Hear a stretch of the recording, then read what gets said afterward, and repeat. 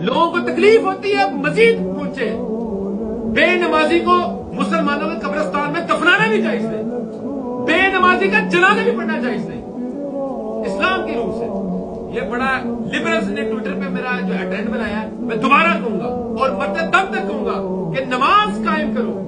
نماز مسلمان اور کافر میں فرق کرتی ہے، میرے نبی کریم صلی اللہ علیہ وسلم نے فرما دیا ہے، میرے نبی کریم صلی اللہ علیہ وسلم نے فرما دیا ہے من ترک الصلاۃ متعمدا فقد کفر، فل سٹاپ لگ گیا ہے۔ میرے نبی کریم صلی اللہ علیہ وسلم کے بعد کے آگے جو بندہ سوال کرتا ہے وہ بندہ جو ہے وہ انتہائی غلیظ آدمی، میرے نبی کریم صلی اللہ علیہ وسلم کی بات کے آگے جو ہے کوئی بات نہیں ہے۔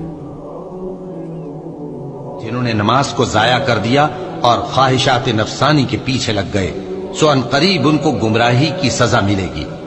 ہاں، جس نے توبہ کی اور ایمان لایا اور عمل نیک کیے تو ایسے لوگ بہشت میں داخل ہوں گے اور ان کا ذرا نقصان نہ کیا جائے گا۔